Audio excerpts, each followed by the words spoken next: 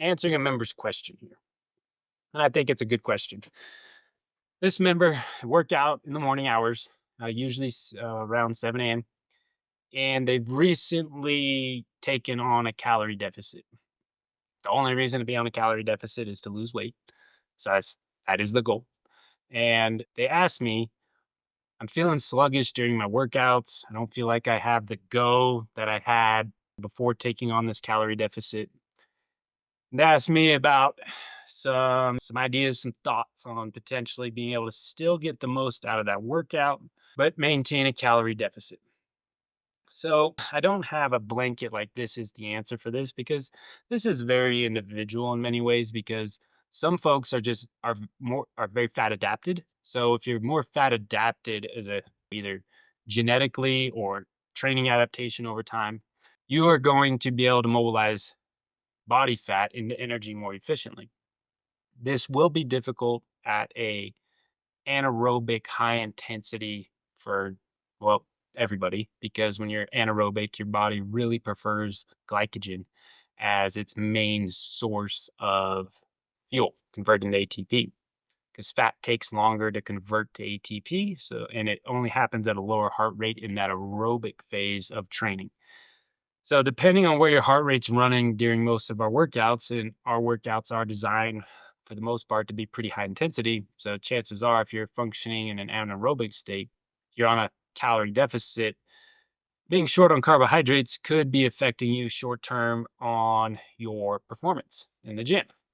So what are some ideas on where we could potentially overcome here? First off, how are we achieving this calorie deficit? Protein should always be standard. So that's going to be consistent across the board. So regardless of your calorie deficit or calorie maintenance or calorie surplus, protein should be consistent across the board. So we're not going to play with the calorie equation on protein. What we're going to play with the calorie equation is going to be carbohydrates and fat, our energy sources. And I know most people, you reduce carbohydrate, you lose weight. That is society's answer. But the reality is, you reduce calories, you lose weight. But when we are training, I would say that we need to reduce the calories more from fat than carbohydrates. Than the sedentary person trying to lose weight, or the very low activity person trying to lose weight, I would say we need to reduce calories from carbohydrates and not fat, and maintain fat calories. Because when you're sedentary, your body is going to be functioning at an aerobic state more. And being at that deficit, you're going to be able to mobilize fat and use it as energy. But those of us that train and enjoy training and enjoy high intensity training, enjoy weightlifting, I will argue that being at a calorie deficit by pulling fat down, but keeping carbohydrates a little bit higher, is going to be much more beneficial. Now, we do need to weigh and measure. We need to make sure we're actually at a calorie deficit. Most people underestimate how much they're eating. So they're like, I don't eat a lot, but I'm not losing weight. If you're not losing weight, you're not at a calorie deficit. It's the laws of thermodynamics when it comes to the body. It's pretty hard objective facts. If you're at a calorie deficit for sustained periods of time, your body has no choice but to lose weight. Right? I'm not even going to get into it in this video. So those of us that like to train would suggest, let's see where we can get that fat down. We might be moving to leaner cuts of meat.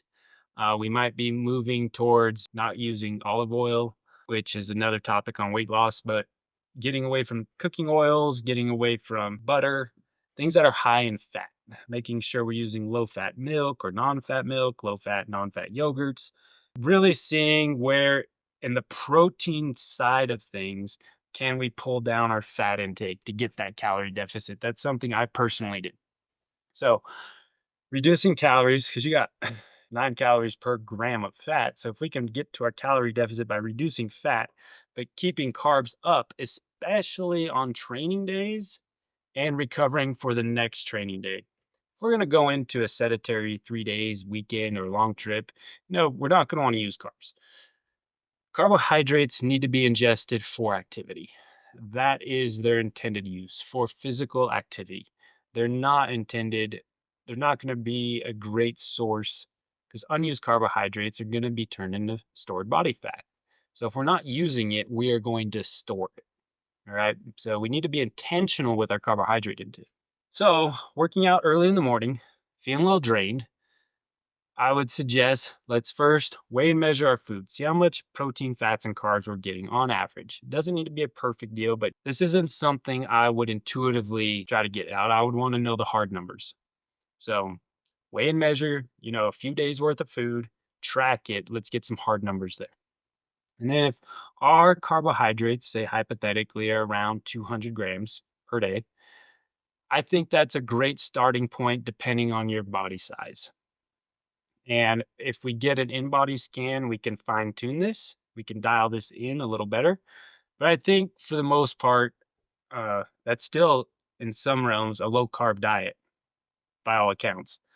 But any given 1 hour of training, we're going to probably use 20, maybe 30 grams of carbohydrate total during that training session.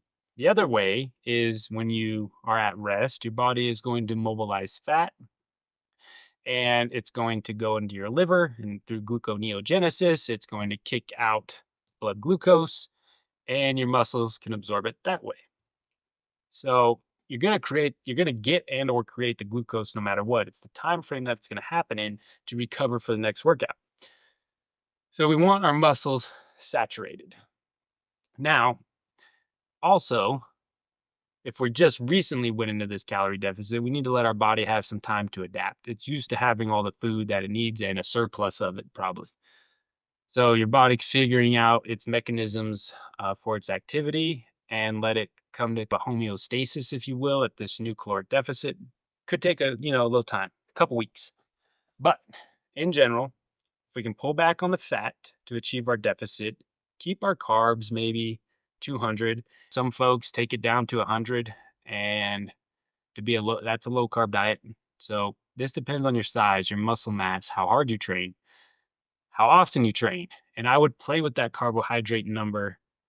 I would try to consume that carbohydrates, most of it around training. Literature out there is showing that as long as you're consuming it in a 24-hour cycle consistently, your body's going to consistently replenish. I personally find better for myself that if I consume the bulk of my calories and then protein and carbohydrates, I consume the bulk of my carbohydrates around training, I tend to recover the best with that. And I feel better the rest of that day and then going into the next day. Before working out, I do personally train better and feel better when I have carbohydrate in my system. I don't like doing high intensity or heavy weightlifting with a fast, being on empty stomach. It's not something that I particularly feel the best at. I can do it as a wrestler, so training hard starved is built into my DNA at this point, although that was 20 something years ago. But I feel so much better. So for me, 2 hours before I train, I do consume about 30 grams of carbohydrate. I make a smoothie of blueberries, milk, my fiber, creatine, and protein powder.